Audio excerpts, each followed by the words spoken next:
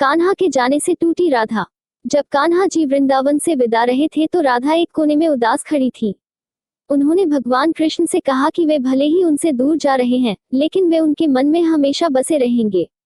उनके जाने के बाद राधा की जिंदगी ने दूसरा मोड़ ले लिया।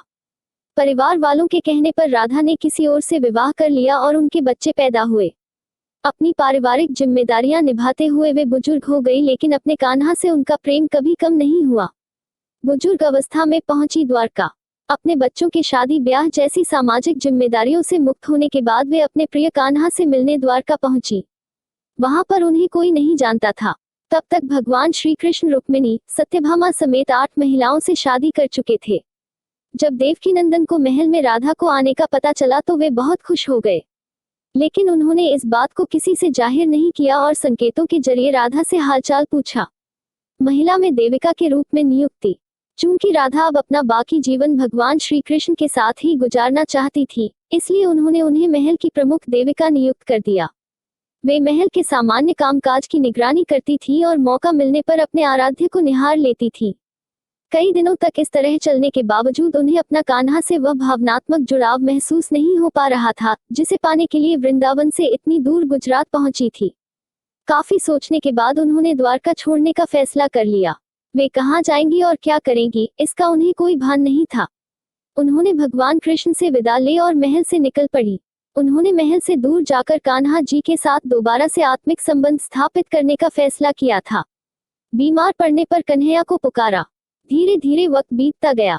अकेलेपन, बुजुर्गावस्था और कान्हा से दूरी की वजह से राधा गंभीर रूप से बीमार हो गई। जब उन्हें अपना अंत नजदीक नजर आया तो उन्होंने अपने प्रियतम कान्हा को पुकारा। राधा की पुकार सुनते ही भगवान श्री कृष्ण उनके पास पहुंचे। वहां पर उनकी दारुण हालत देख उन्हें बहुत दुख हुआ। उन्होंने उनकी मदद की इच्छा दिखाते हुए कोई भी मनोकामना मांगने के लिए कहा। राधा ने विनम्रता इंकार करते हुए कहा कि उनके आने से उन्हें जीवन में सब कुछ मिल गया है, अब उन्हें कुछ और नहीं चाहिए। बांसुरी सुनते सुनते तोड़ दिया दम। भगवान श्री कृष्ण के दोबारा अनुरोध करने पर राधा ने उनसे बांसुरी की धुन सुनाने का आग्रह किया। राधा की बात सुनते ही कृष्ण जी ने बांसुरी निकाली और उस पर मधुर तान छेड़ दी। वे कई घंटों तक राधा को बांसुरी की मधुर धुनें सुनाते रहे।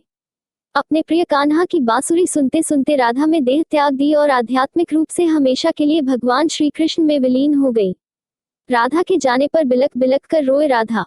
उनका निधन होते ही श्री कृष्ण भी बिलक बिलक कर रोने लगे, जिससे उनकी आंखें लाल हो गई। वे अपनी प्रिय राधा की मृत्यु को सहन नहीं कर पा रहे थे।